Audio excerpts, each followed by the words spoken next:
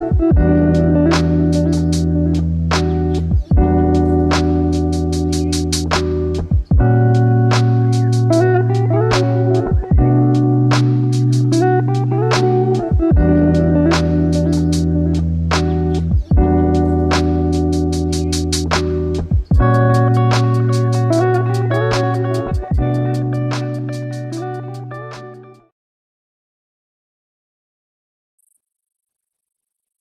guys.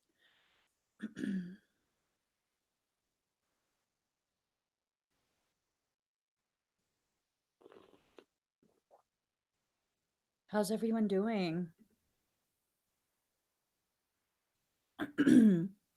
So, today we're at episode 7 of the Soul Sanctuary podcast.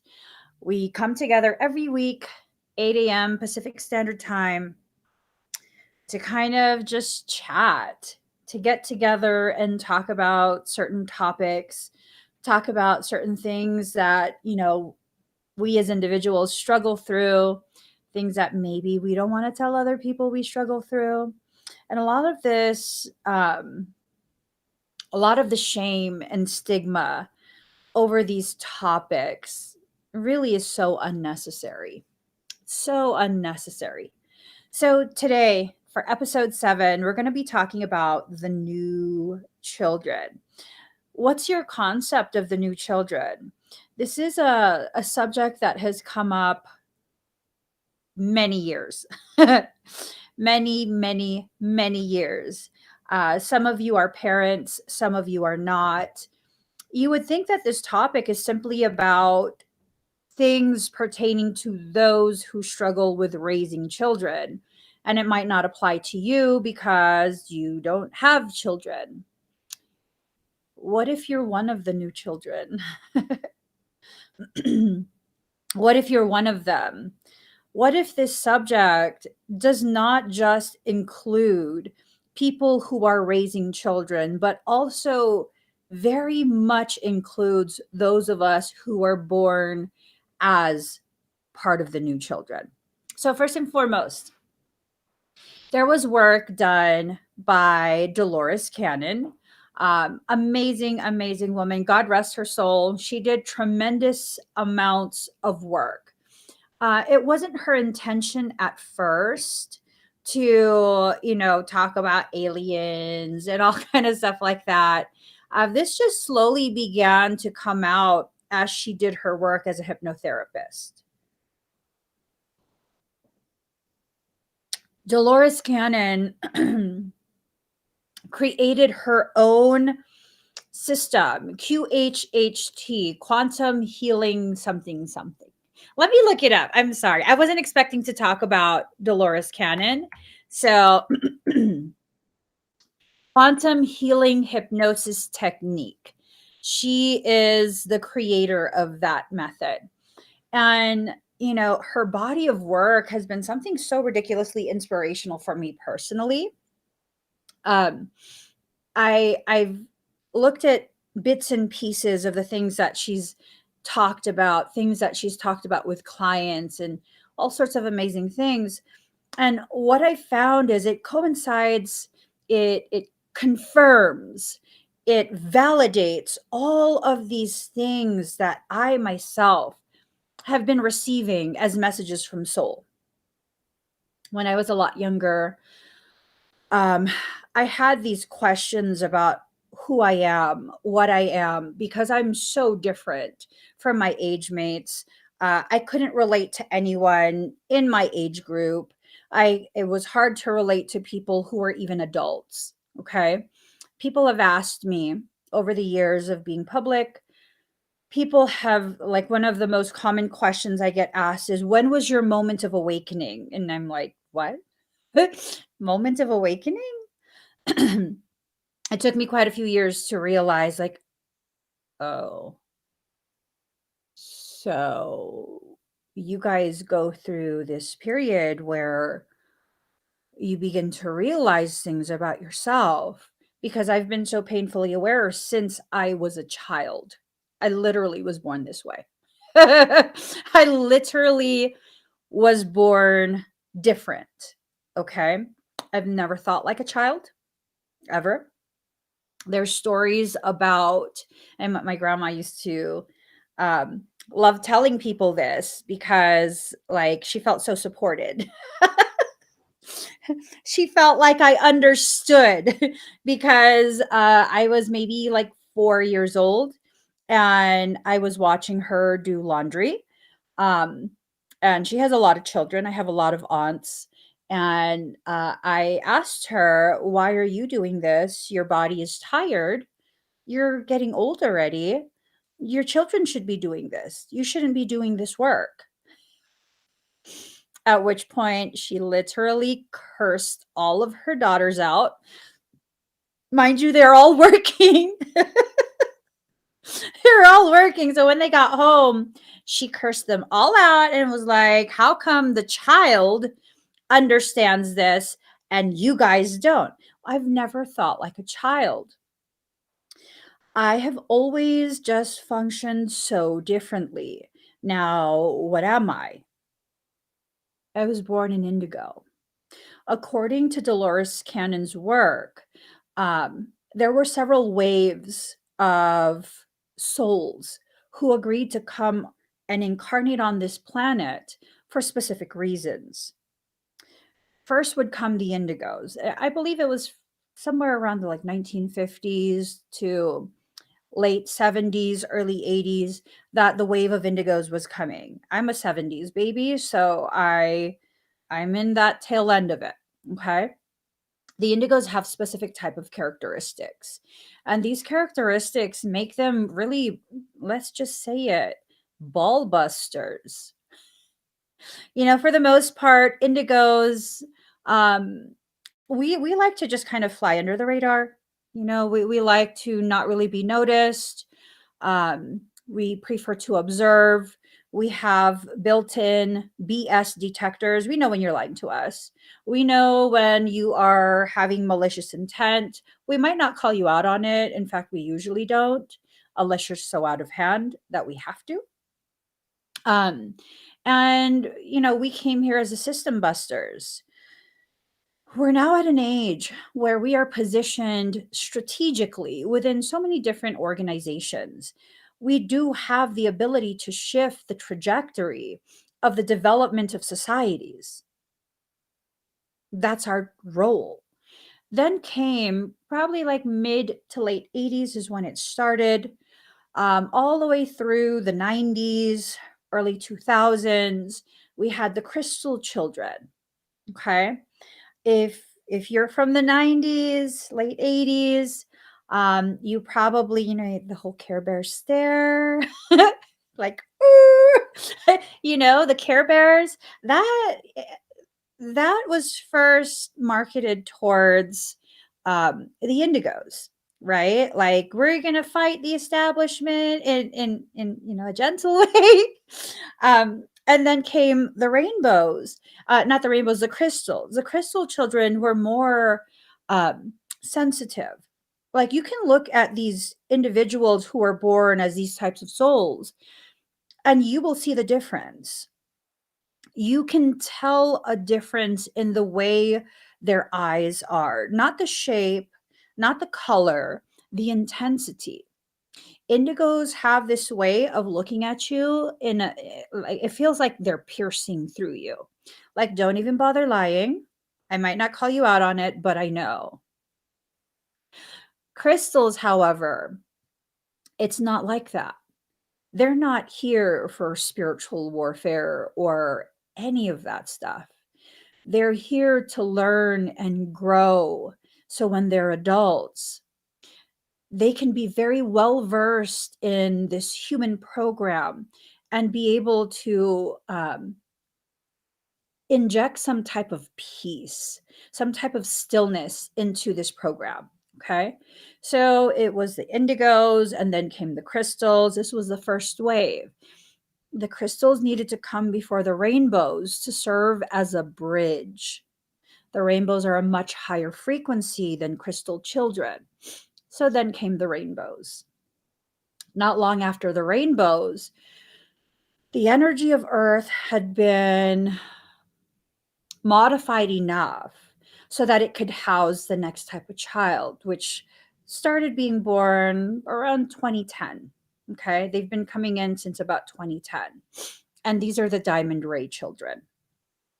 The Diamond Ray children are just phenomenal. You can see they are so different than other children. So different. They're like this beautiful mix of childlike wonder and ascended master. Like they just look like they have life figured out no matter the age.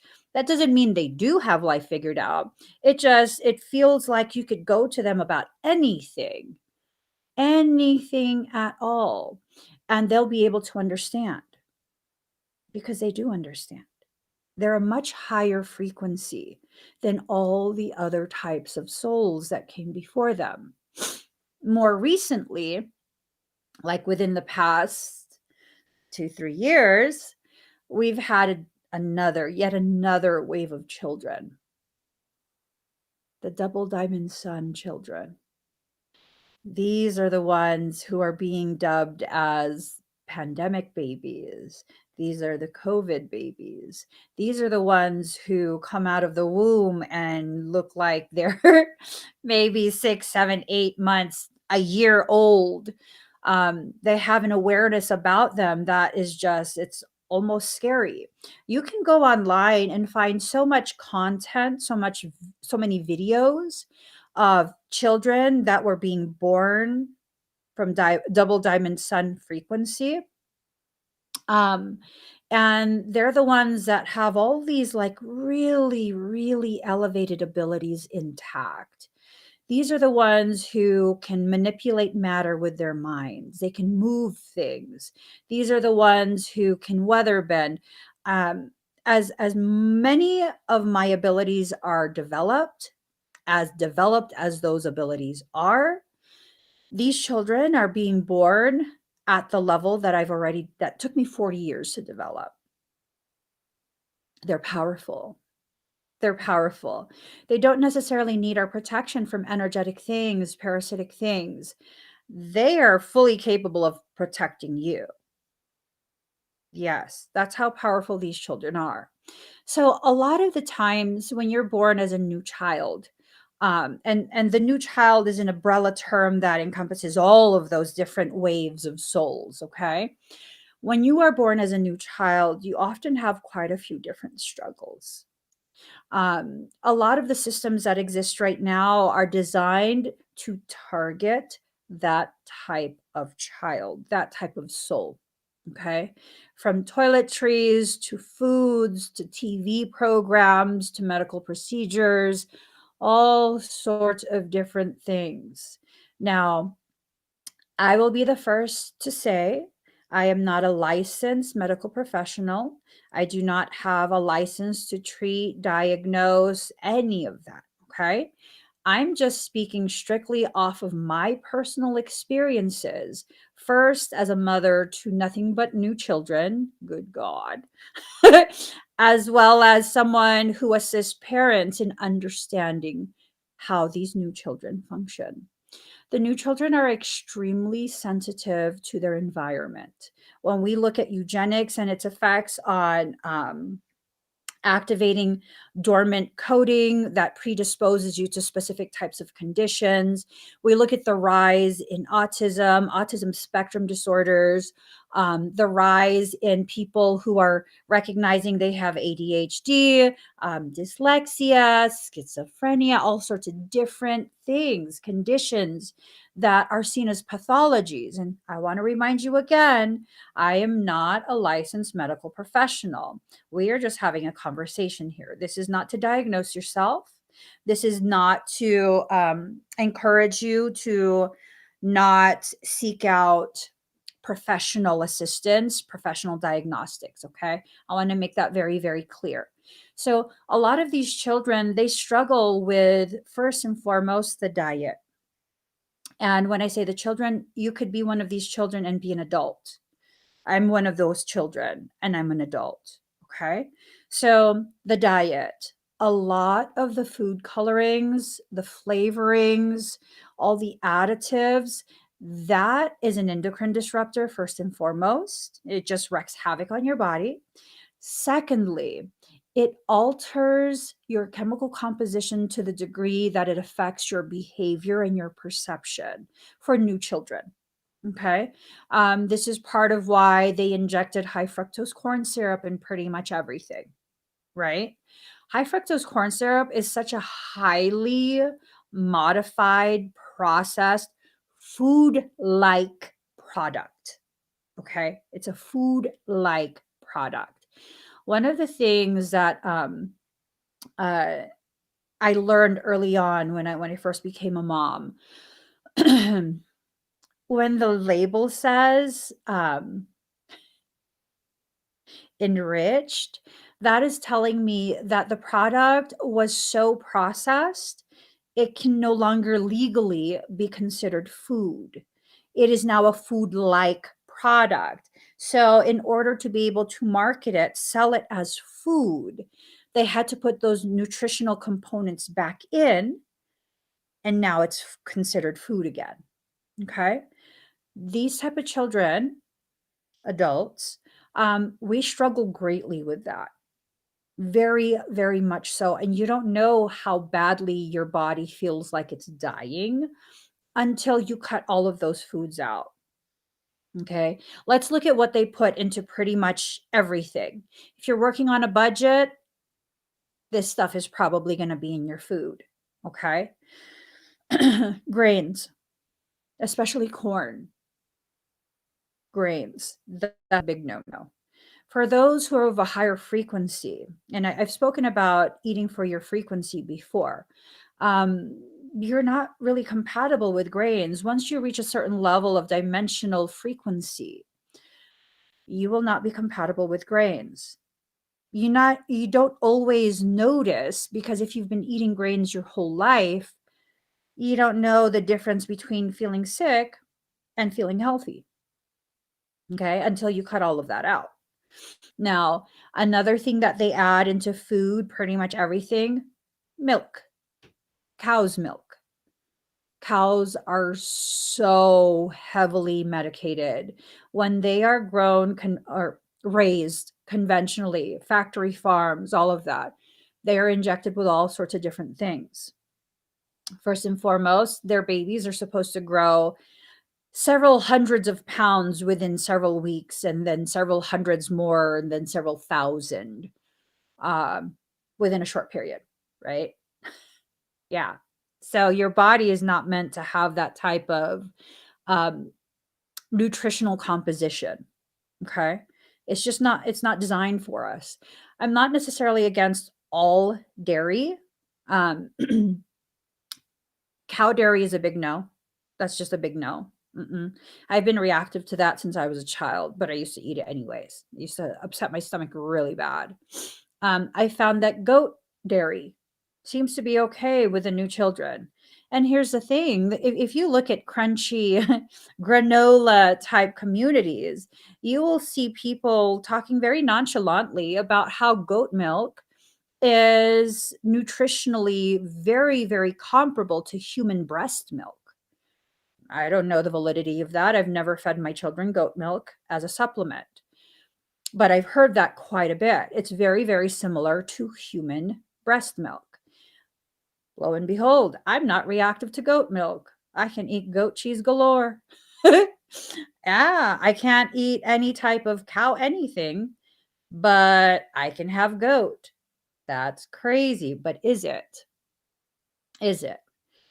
We have to begin recognizing how a lot of society, a lot of the programs that we allow ourselves to be a part of, these are programs that have been instilled, installed since way before. When a lot of us were being born, none of this subject matter was being talked about. None of this subject matter was being talked about at all. Like at all. This was just like hokey pokey stuff, crazy stuff, hippie stuff. Why? They wanted to make it fringe so that it wouldn't be talked about. So the plans that were being put into place were not going to be noticed. That food pyramid, that's the triangle of death. Not even joking. For a new child, oh Lord. Oh Lord. Mm-mm. No. The thing that they've modified the most is at the base of the pyramid. Why? It's in everything you eat. Why? You have to ask yourself that. Now, here on this channel in public live streams, I can't exactly talk about why. If you'd like to join me for the exclusive member chat, you can sign up on my website, thesoulsanctuary.love. You'll have immediate access to the member area. I will talk about all of this during the member chat later on today. Okay. I will go very, very deep into this. But the new children, just so many different things, all of the abilities that you already have, born with these abilities turned on. These are not things you necessarily have to take classes for to turn it on. No, it's already turned on. Now, it might help to take some classes that will help you learn how to intentionally harness. Okay. Um, I can't share it on here. I was gonna say I'll show you. I can't share it on here. The last time I tried to share it, YouTube immediately took down my video and warned me. So, oops. But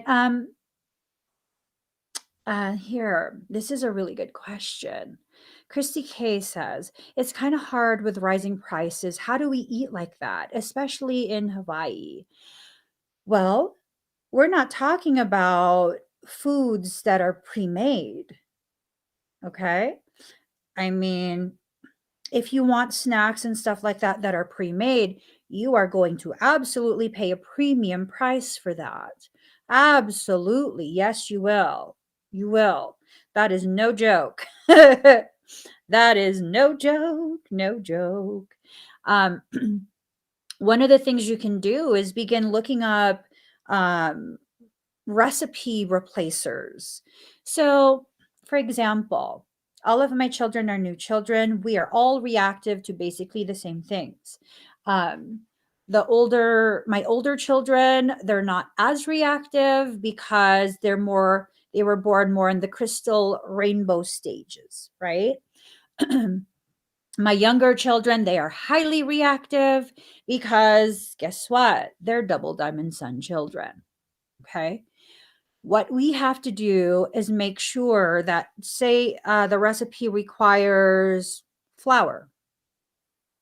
You can use coconut flour.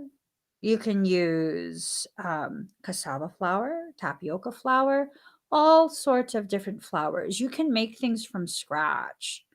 You absolutely don't have to purchase pre-made things because that's going to be ridiculously expensive.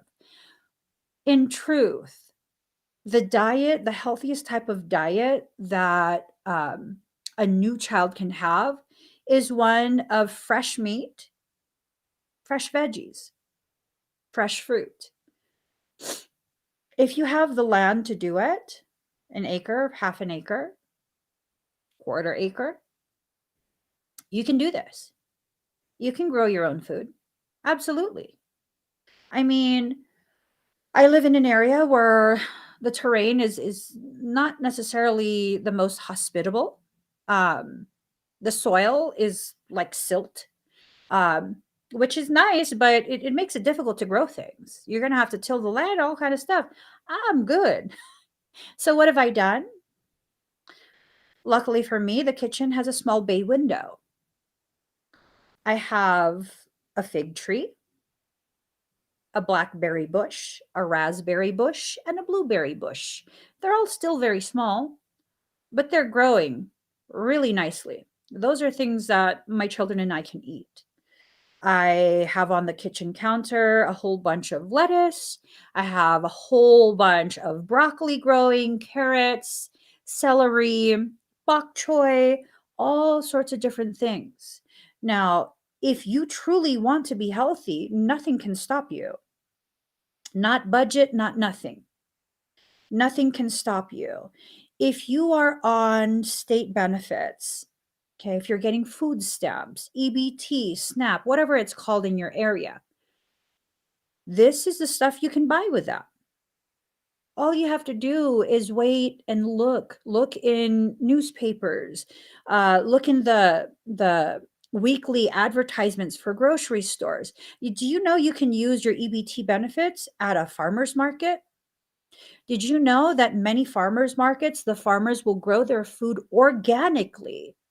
Their fruit and veggies are grown organically, but they cannot advertise that. They cannot label it as organic because guess what? You need so many thousands of dollars to get that label of organic.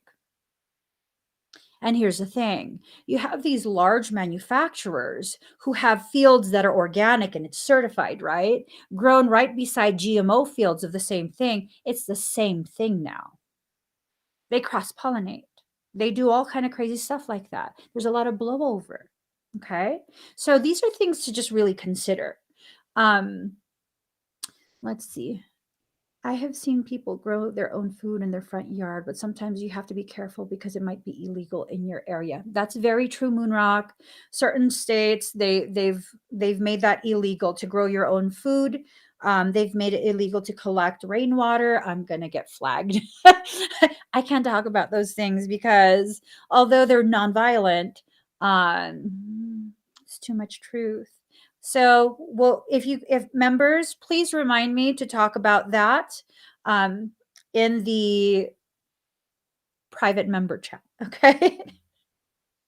you know, um, no, you can totally mix sand with regular soil. And composting is beautiful. It's amazing. It's amazing. So, what you can do, and what I've done for a small veggie patch in the backyard, I was advised by one of the local nurseries to just put bags of the compost, pre bought compost. I didn't have time to create my own, but the pre bought compost bags, just pile it about 4, 5 inches thick above the ground and then plant the seedling in there and the roots will work its way through. Okay. It'll work its way through.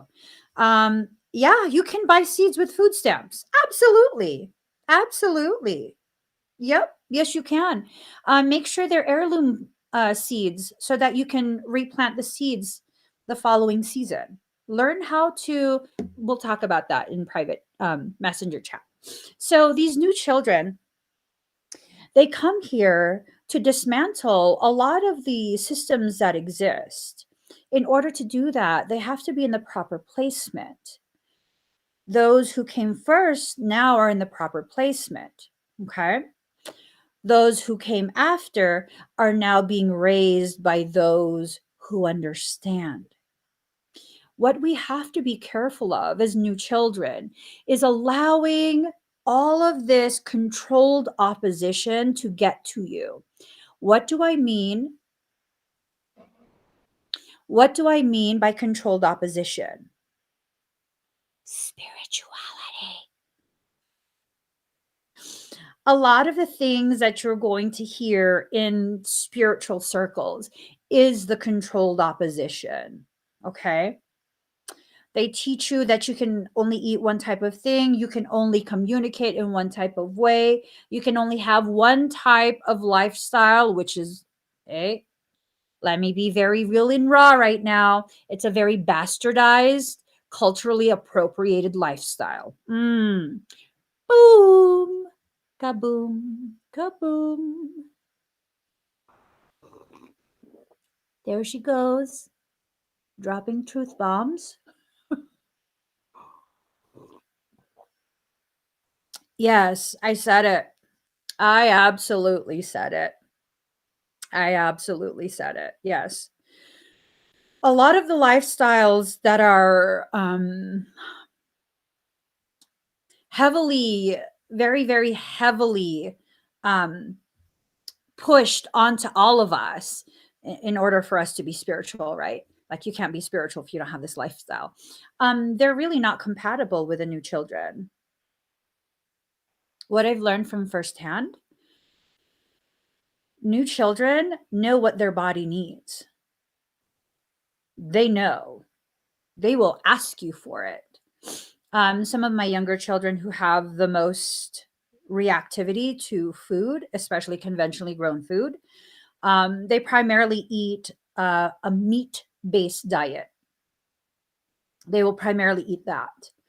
And then when they need more nutrition, they'll ask for specific types of veggies and fruits and all of that. Now, you guys can think all you want that this is specific to my children because I'm raising them to be responsible for their bodies, but it's not. It's really not. It's not. It's not just my children. I remember when my oldest was maybe like 3, he was already reading, right? He was reading at high school level when he was 3. And we had one rule. You can ask me for something at the grocery store, but you have to be able to identify the natural ingredients. If you have a hard time reading that ingredient, we are not buying it. Hmm. Yeah. Yeah. He knew. He's like, Mommy, can I have this? Because it's marketed towards children. I'm like, what's the ingredients? Is it approved? Oh, man. It has high fructose corn syrup. Yeah. You know, these are things that the children, they know exactly what they need. They will communicate this to you. And it's up to you to be able to listen, to take into consideration. Okay. Let's see. Michael says there's a comment. Let's see. Um, what comment? Here. Maria says, my friend's granddaughter is 1.5 years old. She started to walk in her 5th month and she was talking full sentences in her 8th month. It's a new child. Yeah, absolutely. Absolutely. That's a new child. um, if you're an adult now and you're wondering if you were one of the new children, what's the earliest memory you have? I mean, you don't have to remember every single detail of every single event that's happened in your life, but what is the earliest memory that you've had? Do you remember things from when you were a toddler? I remember pulling myself up and trying to teach myself to walk because I was just done laying there. And crawling just was not efficient. It wasn't efficient and I didn't want to do it anymore. I began walking at less than a year old. I don't know that I was less than a year old. I asked my mom one day, and she goes, "Yeah, you started walking early. You're before you were a year. You were already running and stuff when you were a year old." Oh, so that's one of my earliest memories. One of my children, his earliest memory is being in utero. That means he was not born yet. He was in a physical body existing inside my uterus. That's one of his earliest memories. He used to tell me this as a toddler.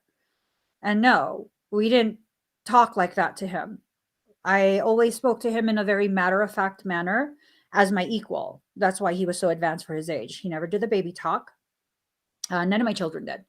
None of my children did any of the babbling. It was like quiet until full sentences. And that started very early, very, very early. So these new children, the more interaction you have, and notice we didn't really have much interaction with our parents, right? During our childhood, we didn't have the luxury of interaction with our parents because they were always working. The more interaction these children have with healthy adults, healthy age mates, the more brain development they will experience, the more intelligent they become. There's specific nutritional things that are legal. You can access them anywhere online. I can't talk about it on the public live stream. I'll definitely talk. Let me write this down. I'm gonna write this down. Okay. Okay. Okay. I wrote it down. I'm going to talk about it. I'm going to talk about it. Um, but there are certain things, it's plant based. And when you give it to them, they will grow profoundly, like extremely advanced, extremely healthy, very solid children. It very much nourishes brain development. Okay. So, some of the struggles that we face as adults, again, the ADHD thing, that's a hot topic right now on social media. ADHD. I do struggle with ADHD sometimes. I have it all the time, but sometimes I struggle with it. What is my personal view on ADHD? I believe that ADHD is nothing but a symptomatic presentation, not of pathology, but of your ability to exist in a multidimensional state. I can access multiple levels of dimensional consciousness in one moment. That's how my brain processes. People think that ADHD is this thing of always being messy in your mind, in your thoughts, in your activities. You're doing one thing, you're doing another, you never finish anything. Oh, quite the contrary. When you learn to harness this ability, you can hyperfixate in a very healthy way. How do I get projects done at the rate that I do? ADHD hyperfixation. Some people might be like, well, that's just weird. It is, isn't it? It's also amazing. It's also amazing. So I had to teach this workshop once a while back. I was going to teach this workshop. My life had basically gone really bonkers for several weeks before the workshop. So I did not have time to write the content that I needed to write for the workshop in those weeks that I had originally scheduled to set time aside to write it. Now, this was pretty advanced. It was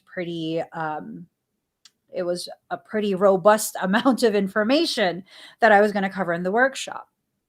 Now, chatting with one of my friends privately, and I'm like, gosh, the workshop's in a couple hours. I have to start. Oh my God, I have so much anxiety now. And so I started in about an hour. I had about 80 something pages written, forwarded to a friend of mine who they're very well versed in quantum sciences, and they were like, oh my God, what manual did you check this on? I was like, I didn't. That's why I'm sending it to you. That's why I want you to read it. Is it accurate? And he's like, I've never seen any of this information in any of the manuals that I've read, any of the books that I've bought, anything that I found. This is like so far advanced from anything that I've ever seen. Where did you get this from? From my brain.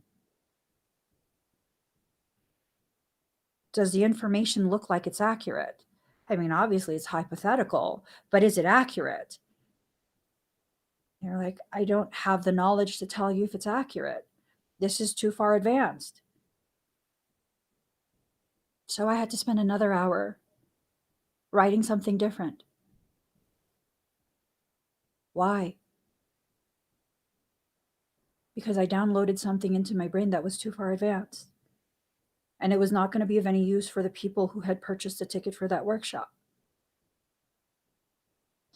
And when I sent my friend that other manual, like, oh my gosh, this is all the new things that people are talking about. I was like, does it sound accurate? Yes. And you did this in like 40 something minutes? Well, I just want to know if it sounds accurate. Is it too much? Is like the words that I use, is it something that will be okay for the layperson? I don't want to make it too advanced because I want people to be able to integrate this information into their lives. And he's like, yeah, yeah, no, it's perfect. I mean, it's pushing the boundaries, but they can always Google some of the words. I'm like, okay, so this is the content. This is the computing potentiality of new children. This is it. There's nothing I know for a fact. There's nothing that I cannot do if I want to do it. And that's the thing. If I want to do it. If I don't want to do it, there's no way you're going to make me. Those who are new children have such capability. I'm sure you guys have these capabilities. You would not be drawn to me if you were not part of the new children, at the very least, the indigos. At the very bare minimum, a type of indigo. There's 3 types of indigos. Type 3 is what I am. Type 3. I don't really like to talk about my different galactic lineages and stuff like that. I feel like it's nonsensical for me to identify as those things because the reality is I'm in a human body having a human life, and so I'm human. I am human. And there's nothing wrong with that. And that's the thing. It's like all of these spiritual type teachings, they're not really teachings. They're kind of just, click mentality, right? They tell you that unless you identify as this, or that, you're somehow inferior. And you have to prove that you are because then I'm better than you. Yes, Maria, she wrote, poor parents. Oh, my parents didn't know how to parent me. Yes. We're going to talk about this. How to quote unquote handle a child like that. They didn't know how to handle me because anything that they said that contradicted how I felt, I would have something, an argument that contradicted their contradiction to the degree that they could not have a rebuttal for that. And then when you show me that you don't have a response, you've shown me your weakness. Now I'm going for your jugular. And I learned I don't have to do that. I don't have to do that. That comes from a place of trying to prove, because why? Well, why do you have to prove things? Because you don't actually believe it yourself. The more I've learned about myself, the more I've explored myself, the more I understand I don't need to prove anything. I don't need to prove my intelligence. I don't need to improve my prove, not improve, prove my worth or any of that. I just have to be a good person. I have to be nice. I have to be compassionate. I have to be patient, you know? So let's see. How do you handle a child like that? So many of us, like I said, we're new children. No matter the age, there's a very high likelihood that you are one of the new children. Okay. Um, how were you handled as a child, as a young adult? How did that handling affect you? Were you too carefully handled? Were you too roughly jostled? What is it? Which one? Or did you get very, very lucky and you had parents that tried their best to understand you, try as they may, they weren't able to, but boy, oh boy, did they try. That's rare. That's rare. Many of the new children, they came and they chose families that on the outside did not look well suited to raise them gently in a loving manner, because that's not really what we were looking for. Mm-mm. For many of the indigos, we grew through adversity. It was through the struggle that we began to really highly develop a lot of our abilities. There's been a lot of talk about how empathy You are not born as an empath. That is developed. How? By being in environments that felt unsafe to you and your soul. Empathy is a survival trait, it is a survival skill. It helped you to survive environments that felt dangerous to you in some way, emotionally, mentally, maybe physically. Who knows? Who knows? But the new children who have like a higher purpose, again, it's about service, not about elevation of worth above others. Okay. That's so important to know. The new children who had a purpose that transcends just their personal journey, one that affects the trajectory of the human consciousness, awareness, evolution. We often were immersed in extremely difficult uh, family homes, family environments. Okay. We're often the black sheep. We're often the one that is just really my father had a pet name for me. He used to call me Pita. Pita, Pita. Anyone want to guess what that is short for?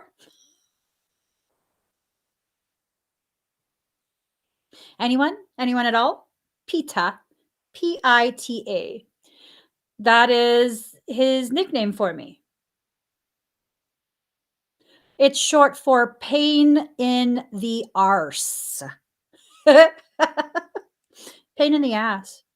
Because I was a pain in the ass. You cannot rule me with an iron fist. You just can't, because I won't care if you hit me. I really won't. And the moment you strike me, that just tells me I will never trust you. I will never forgive you. You have shown me the ugliest of the ugly. And the fact that I know you are capable of that, I will never, ever, ever let that go. Ever. So I was never spanked. I was never spanked. I was threatened a lot.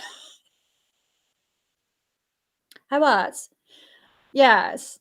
Much to his embarrassment, I will share one time I was in high school. I said I was staying after school so that I could work on some student government projects with the rest of my classmates. And my friend's mother said, she was my best friend. No, my best friend's mother picked us up, and because there was like an hour before it started, and she took us to McDonald's, which is like a quarter mile down the street. And my friend told her, we can just walk from here. So her mom's like, okay. Her mom goes home, and we walk the quarter mile to get back to the school. And when I get to the school, like all the guys in the school, because school was done, the only guys that were left were part of student government, and they were like, "You're in big trouble." And I was like, "What did I do? I just ate. I just ate at McDonald's. I didn't even do anything." And they're like, "Your dad's here. He's been yelling at everybody. He's looking for you." And I was like, "Oh my god, that's so embarrassing." Yeah, and then he sees me and he's like, "Get in the car." And so I get in the car. He's like, basically accusing me of I don't know what. I didn't listen. I tuned him out. And we're starting to leave. And he says to me, ever so lovingly, "I should slap you right now." I said, "You might want to go back to the front of the parking lot, do it in front of my friends. It's more efficient if you want to embarrass me, but I'm not going to be embarrassed. You can slap me here, you can slap me over there. I don't care. I know I didn't do anything wrong." And then he got real quiet and he got real mad. "I really don't care. If your goal is to embarrass me, bring the car back to where all the other children are. Slap me over there. I really don't care." That's indigo right there. That's an indigo. That's indigo energy. So they never bothered. They never bothered because, first off, I was not going to shut up. Once I start talking, which I rarely talked, I wasn't going to shut up. You weren't going to bully me. You weren't going to do anything because once you start shit, I'm going to end it. And that's how I've just always been my entire life. But you have to start it first is a thing. That's indigo. They won't initiate it. But once initiated, oh, they're going to go the extra mile. They're really going to go the extra mile. The crystal children are more delicate. They're more like peacemakers.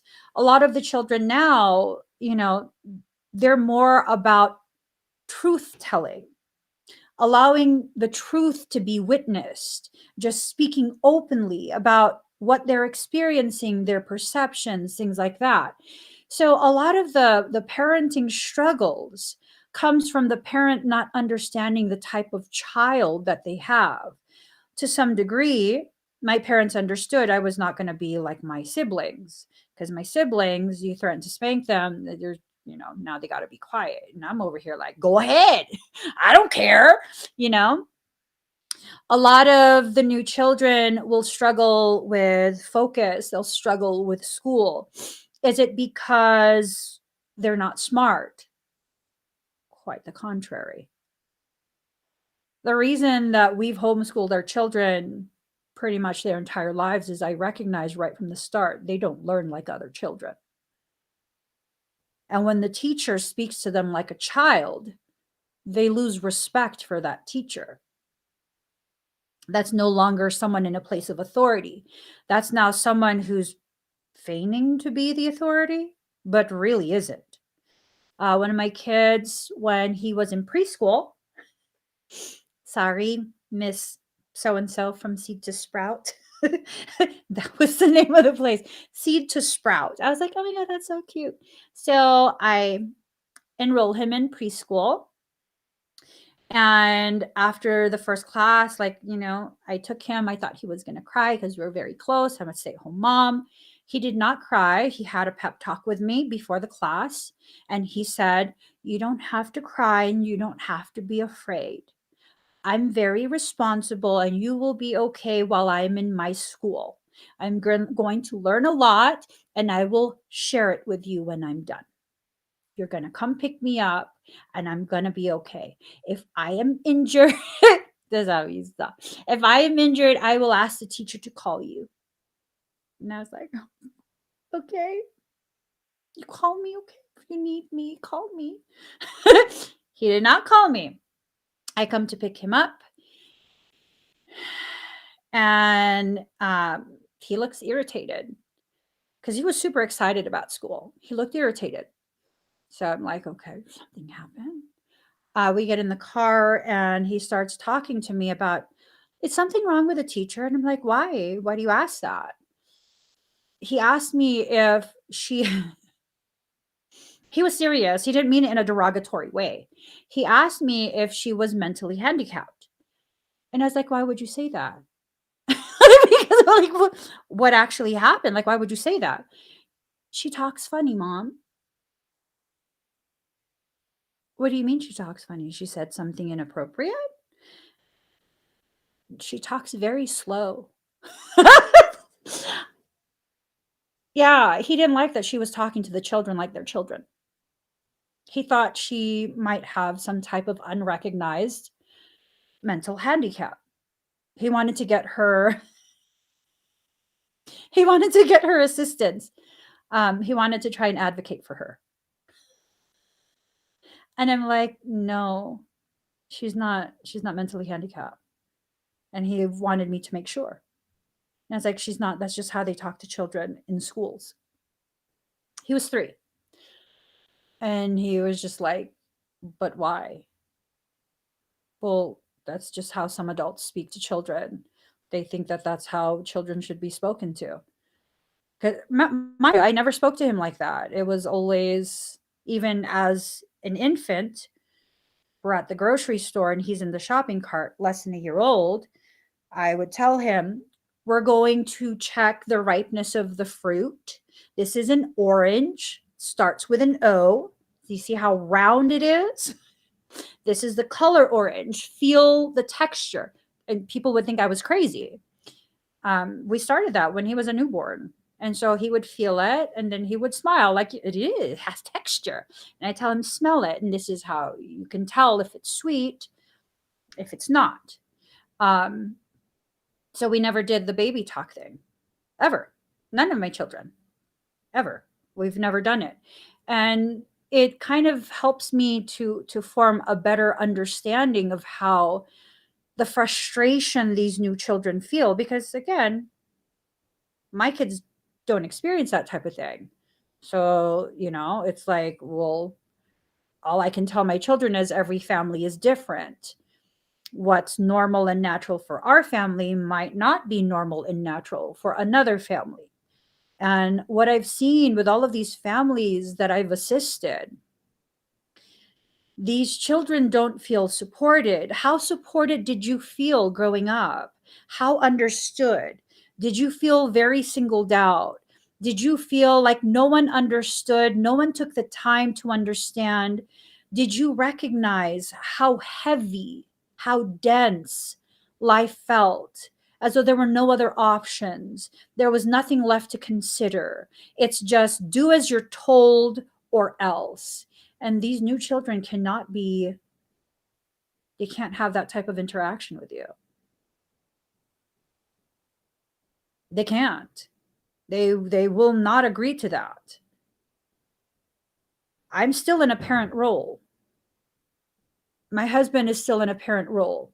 But you can't do the I said so. Sometimes my husband, he'll say something like that because I said so. And literally all of us will stop and just look at him like, oh, okay.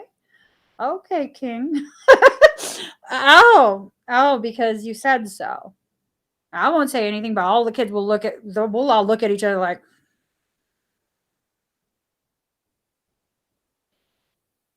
now, times where I'm frustrated and I don't really feel like explaining, I won't say because I said so. I'll say, you know what?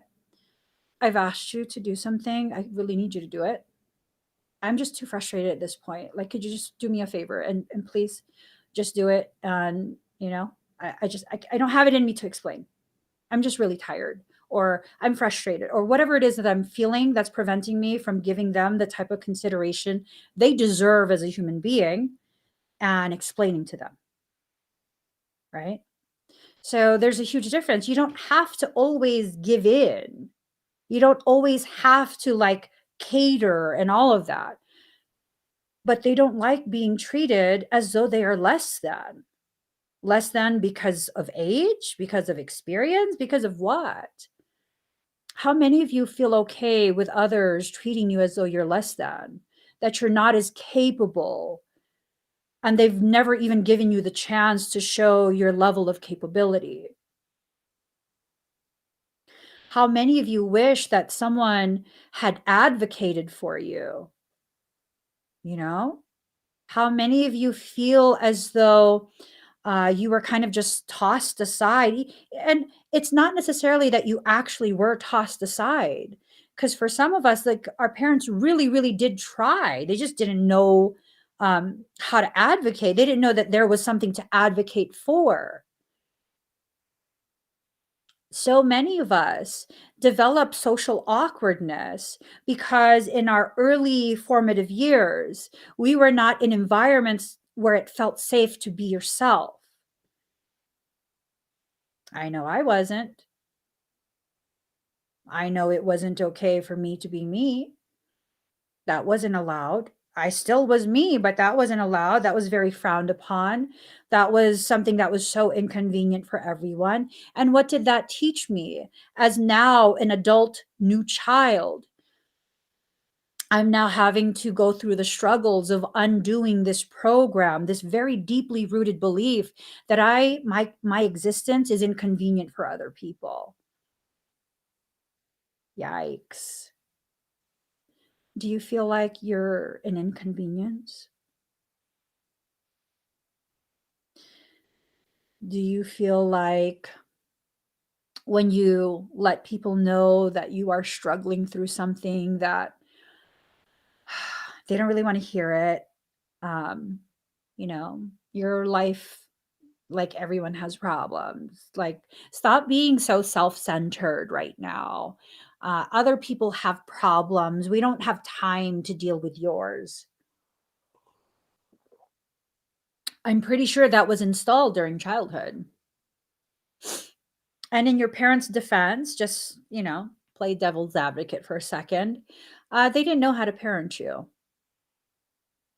It's hard to parent new children. As much as I understand, I be getting frustrated. And I have to tell myself, hey, this is temporary.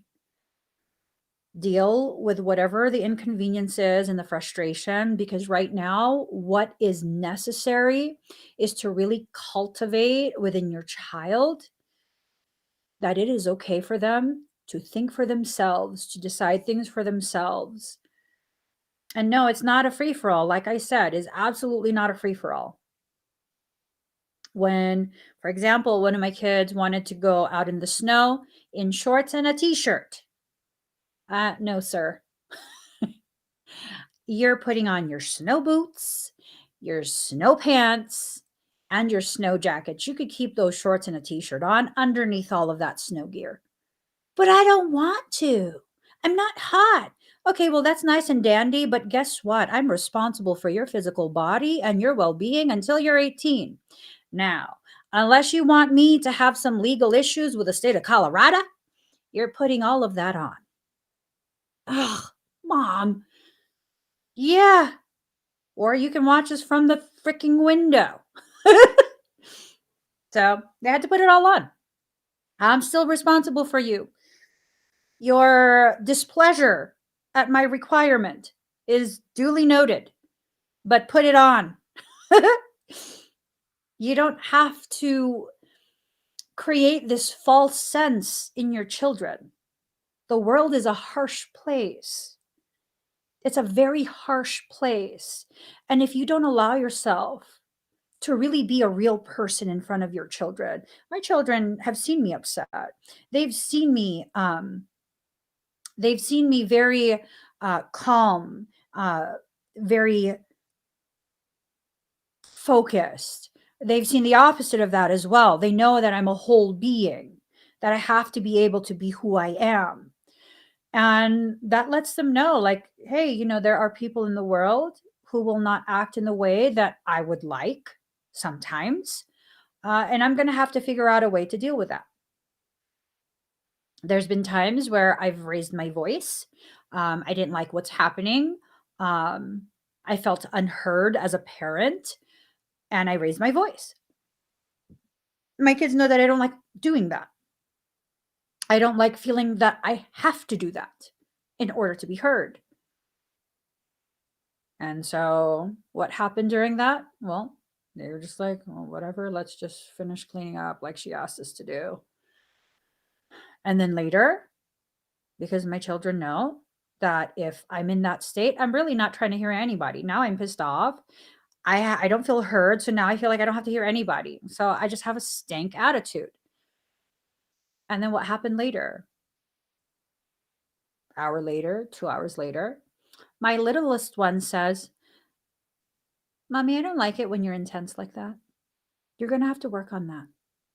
And I'm like, what do you mean? Earlier, you were very intense. Oh, when I raised my voice. Yeah, you were very intense. I didn't like it. And I was like, oh, I didn't feel heard. He goes, but you don't have to raise your voice to be heard. You should have got our attention in a different way. It's okay now. It's over. He said that to, it's okay now. It's over. But I don't like it when you're intense. Okay. I'm working on that. And he goes, I know. Just want to remind you. Okay. I hear it. I hear it. I've calmed down. I hear it. I'm working on it. I'm just an intense person. That's what I said to him. He goes, I know, but I think you should know. Okay. Some parts of me are not acceptable, which, that's not a bad thing. He's not telling me that I'm not acceptable. He's letting me know that certain behaviors have specific types of effects and that I have to be aware of this because he knows that I don't like having that type of effect on the people that I love. So he's holding me accountable for how I chose to behave. And what was disrespectful about it? because he's a child and he shouldn't be telling his parent, no, he's my equal. He's my equal. One day he's going to be an adult. And if I don't treat him with the same type of consideration that I would like from him, he will grow to learn to not treat me with the same type of consideration. No, he won't. And that's one of the things is that for the new children, they're capable of such depth of consideration. How deep is your consideration for other people? How often do you have that reflected back to you? How has that made you feel when people don't consider you at the same depth that you so freely consider them? We're here to change the world. How we're going to do that, it's up to us. If we begin to do the work that we need to do for ourselves, I just got to notice you've got a head start. You've got a head start. The new children have a head start. They're incarnating at a level that's so far advanced from the average person. We have a head start. We don't need to wait for others to catch up.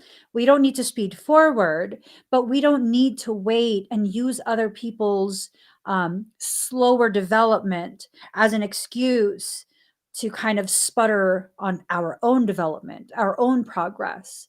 We're here to change so many different paradigms, so many different schools of thought, from the way children are taught, the way they are raised, the way adults interact with each other, the food supply, social dynamics, um, a lot of self love type topics, a lot of self love struggles, a lot of self realization, self actualization, self activation, self healing, all of these things.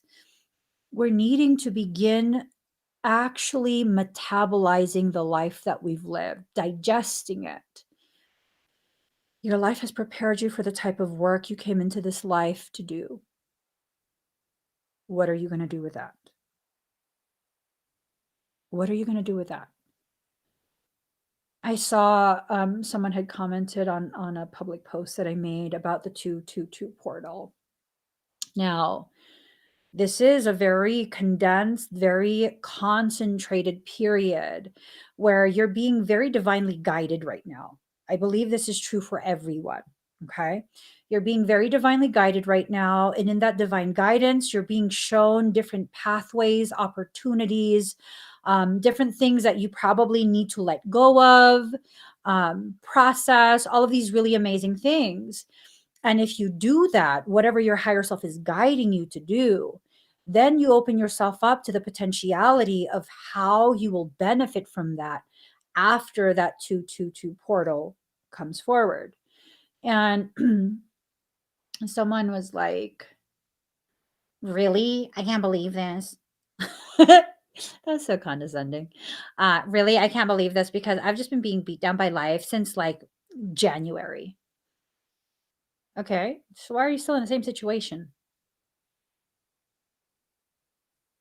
I mean, for me, logically, not even spiritually, not even intuitively, logically, if I put my hand on the stove and it burns me, I'm not touching that effing stove again. You know what I mean? Yeah. And I read this comment, and it's like the energy of it felt like, oh, this is such BS because I'm having a hard time. Well, honey, if you keep touching the stove, you're going to keep getting burnt. And maybe your life has brought you to that stove so that you can understand when you hover your hand over something and you feel the heat that's being emanated, uh, don't touch it. That includes situationships. That includes work partnerships. That includes full on long term relationships. Are you done being burned by your own decisions? Because really, no one is beating you down but yourself. No one is beating you down but yourself. As you continue to completely disregard the guidance of your own soul, you are the one selecting your own pain. Now, people who don't want to take accountability for their decisions will then turn around, hear this, they'll turn around and say, "Oh my God, she's victim shaming, victim blaming." But here's the thing, I don't see you as a victim, honey. What's your argument now? There's nothing to be ashamed about. There is quite a few things, though, for you to need to take accountability for.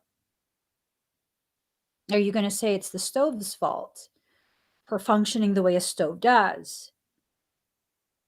Now, burnt hand, that could easily be cooked food, something to nourish you, to fill that empty belly that's causing you to act a fool. The people in your life during this period, they will show you what their purpose is in your journey. Some will serve as a stove. Allow that heat to be the thing that you use to cook your food, to help prepare this meal, this spiritual meal that will help you to better understand the gravity of your purpose. As a new child, you come here with a profound promise from soul. What is that promise? You're living it. Your purpose is not to be understood, it is to be lived fully, completely, wholeheartedly. Not all of us are here to be elevated to the degree that we are witnessed by the entire world. That is okay. Some of us, that's what we're meant to do, to be witnessed, to serve as an example. I would prefer to not be witnessed. Because if you're serving as an example, that means the struggles that you will go through, they will be that much more intense. They will be that much more painful. And others will witness that. Why? Not to see you punished, but to watch you as you rise. Be careful what you set your intentions for. If you fall into that spiritual trap, that's a trap house. Spirituality is a trap house, yo. If you enter that trap house, you're going to be stuck in this mindset of you have to be some sort of messianic person, which is just messy. You're not a messiah. You're not here to save anyone. You're here to serve as a testament. Testament to what? Whatever it is your soul promised to testify about. Yeah, absolutely. Each of us have a different purpose. It's not like what they are teaching us. I promise you, it is not like what they are teaching us. You don't have to speak in these weird ways of, "Hello, my children of the earth." Like, no, that doesn't make you more spiritual. It doesn't help you tap into more of your potentiality. As a matter of fact, it does the opposite. It tells you that you cannot be yourself. You cannot be your most authentic self. Instead, you have to be a shadow of a reflection of some BS that someone else created. Please believe me when I tell you, you are so much more than you understand. You are so much more than what you are currently capable of understanding about yourself. You are not here to prove anything. You are here to live out your purpose, to receive your messages from your soul, and allow your environment and other people to serve as the confirmation, the validation that you received that message appropriately.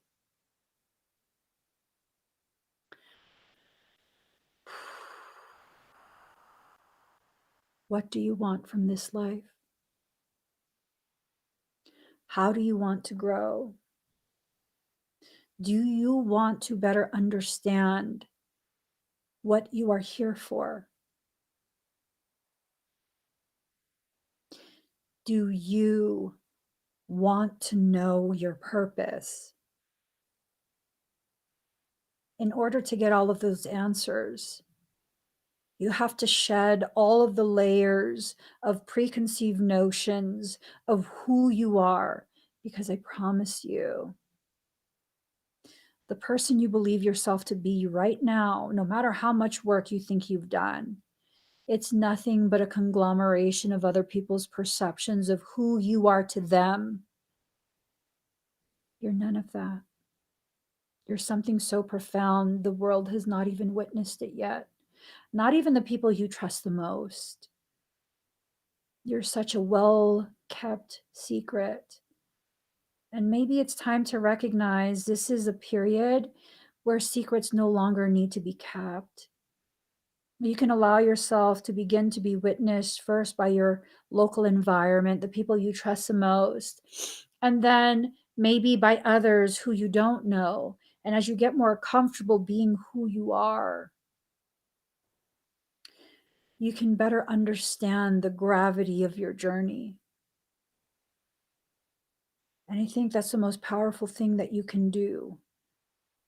Go through the process of understanding yourself, because as you understand yourself, you begin to have the courage, the energy, the stamina to hold a space where others can be themselves, including your children if you have any. The world has to change. We are the change that we're waiting for. At some point, you have to decide to live as the change you are seeking. Those who are new children of a higher angelic ratio. What are angelics? Well, they're not terrestrial, so they're extraterrestrial. Hello. Hello. Let that sink in. Angelics are extraterrestrial because they don't belong on this earth plane. Let's look up the word alien. What does that mean? Define alien. Belonging to a foreign country or nation, a foreigner, especially one who is not a naturalized citizen of the country where they are living. Okay. Okay. Mhm. Mhm. A plant or animal species originally introduced from another country and later naturalized. We're aliens. We are here to serve as proof of where the human consciousness is headed. We don't have to continue participating in the same programs that have enslaved us within ourselves the entirety of our lives. Those mental shackles are one hell of a thing. Extremely hard to undo, but not impossible. Here's the best part. You are perfectly and carefully designed to lockpick that shackle and remove it. And as you remove it from yourself, you then become free and empowered to begin removing shackles from other people. Just by me existing unapologetically as a new child, how many of you have had your shackles undone? How many of you feel more and more free to be who you are? Where you don't see yourself so much as weird, just now you're different and it's okay. It's not something that you need to wear as a badge of honor. It's not something you have to, like a patch sewn into your sleeve to identify you as superior to someone else. But instead, now you're just like, you know what? I'm just me. I'm me, and that's all I can be. And that's profound. And I like it and I love it. And if you don't like it, that's fine. Get out of the way because someone behind you does. And you're obstructing their view of me. Don't be apologetic for being different anymore. There are so many new children. And if we're going to be honest, we're reaching critical mass. What does that mean? Pretty much every single soul being incarnated at this point is going to be new. The only ones that will continue to be born as the neurotypical human, the average human, They will be organic portals. Those are the narcissists. Those are the ones who are so fractured that all they do is seek other people to fracture. Those are the ones not gifted with the capability of reaching higher levels of awareness. What does that mean? That means the promise is being fulfilled. That means within our lifetime, we're going to experience global peace. That's what that means.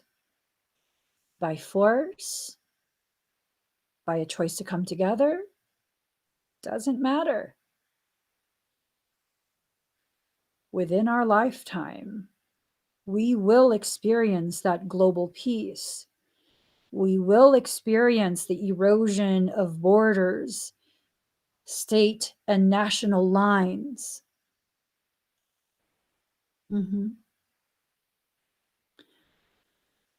We are the Rainbow Warriors. People think it's something that it's not. It's considered the Rainbow Warrior because every shade of human complexion will be represented. They can't stop it anymore, not with the food, not with medical programs, not with anything. They can't stop it. They just can't. Because guess what? People like us can't be controlled. We can't. Not even when we were children.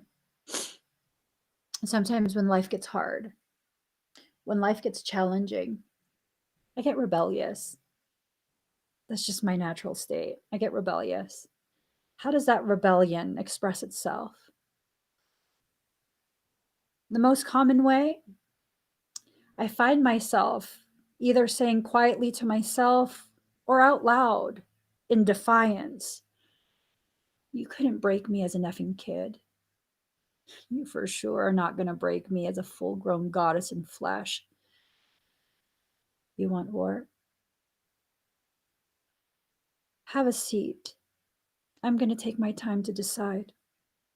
And you don't get to tell me what I have to pick." And that's the beauty of our power. Not only can we not be controlled, our sovereignty is returning. And we're beginning to realize in large numbers, we don't have to show up in the way someone else tells us to. I don't have to be what you say. I can be peace, I can be war, I can be whatever I choose to be. And it's not this thing of I'm more powerful than you. It's this thing of I remember my sovereignty and you will not take it from me again. This time I decide. If I'm going to crash and burn, it will be me at the wheel. It will be my foot on the gas. You can either buckle up or get out of the car. But I'm in control of my own life. Mark my words, guys. Within this lifetime, we will see global peace. And there is no leader who can stop that from happening. Before that happens, we have to consciously decide, how will we usher in the age of peace? Must we first experience tremendous pain and suffering, famine and war? Or will we take control right now and consciously choose to alter the trajectory of our experience? They've been trying to pre-program us to select the worst case scenario. F them.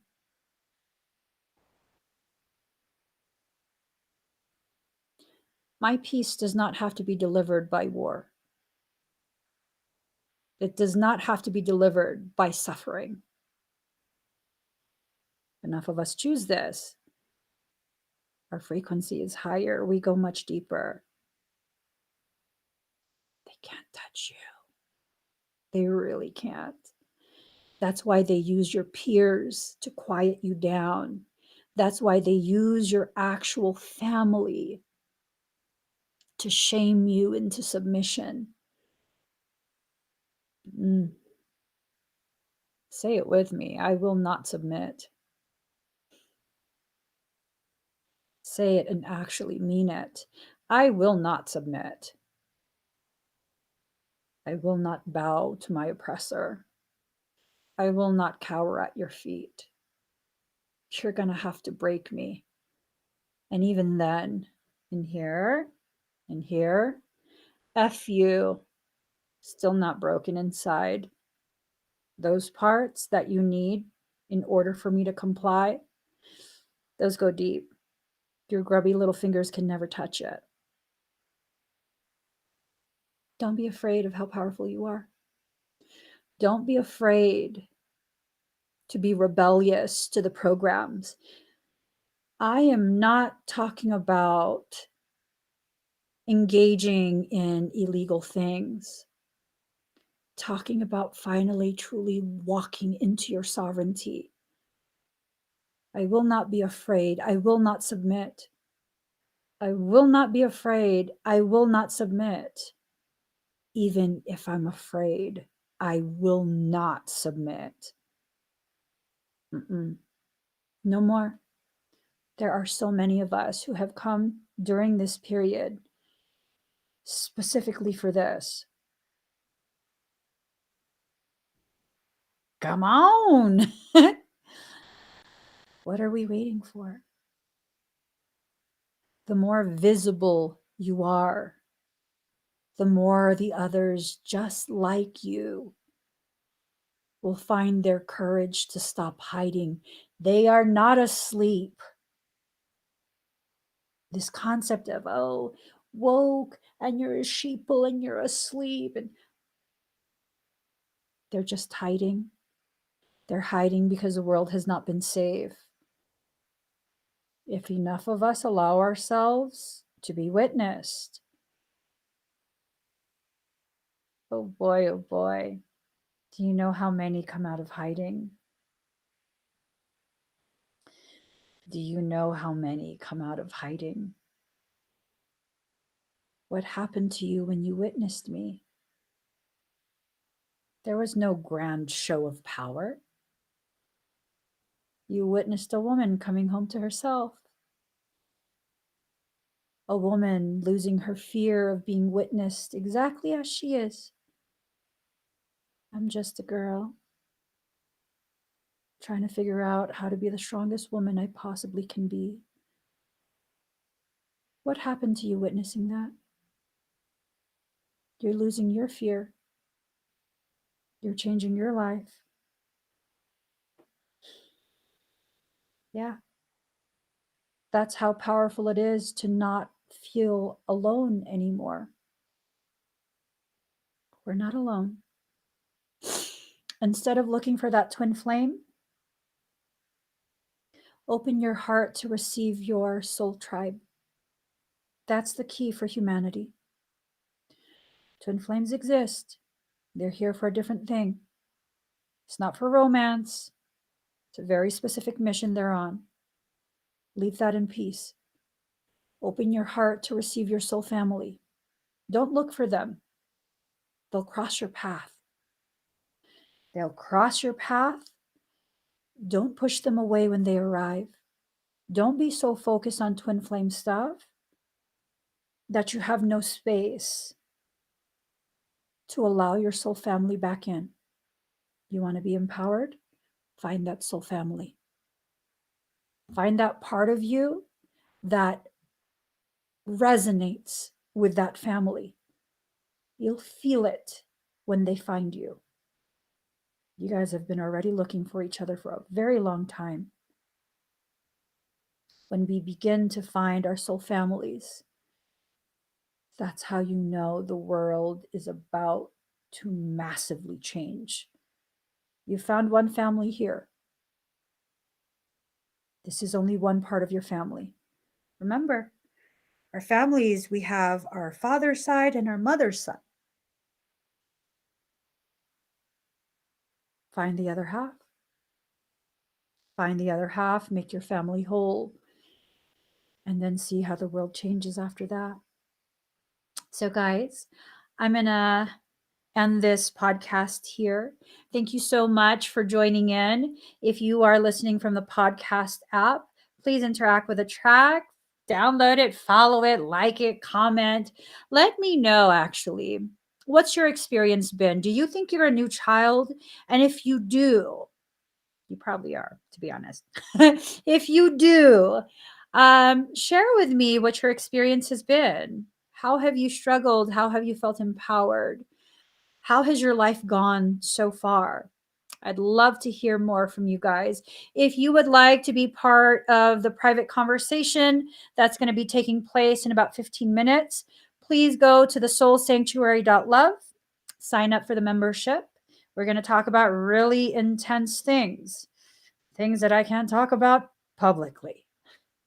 Y'all, I will say, I have fragments of our planetary history embedded in my consciousness. Many, many things I can talk about that are not allowed publicly. Why? It takes away their control from you. It puts the power back in your hands. And if I talk about those things, they take my channel down. So, gotta play by their rules. Until I'm sitting at top, I gotta play by their rules. Don't worry. I promise. I'm gonna be on top. Some point soon, I'm gonna be on top. And I won't stop until I am. And when I am there,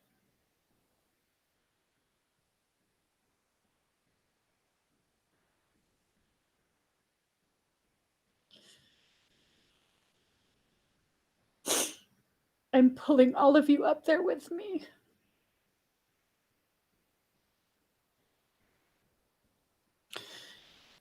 Every single last hand. I'm grabbing it and I'm pulling it up with me.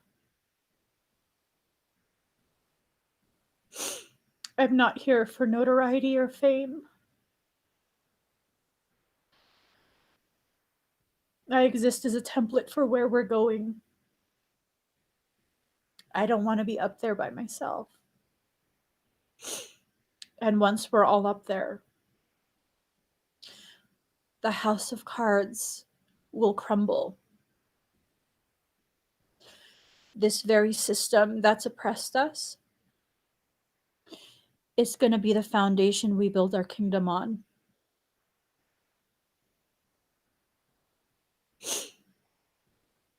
Mark my words. It will happen. Because now I'm pissed off at what they've been doing to all of us. The last thing you ever want is me pissed off, because then I'm not going to stop until I do what I want to do. So, for all the members, please head on over to thesoulsanctuary.love. I'll see you guys there in a few minutes. I'm going to set everything up and then I'll be live. Bye, everyone. Please give this video a thumbs up. If you haven't already subscribed, please do subscribe. Turn on that notification bell. Join me when I'm live. And go check out thesoulsanctuary.love. Join the membership. Tons of information there already. A lot of perks, a lot of different things. Go check it out. Bye, everyone.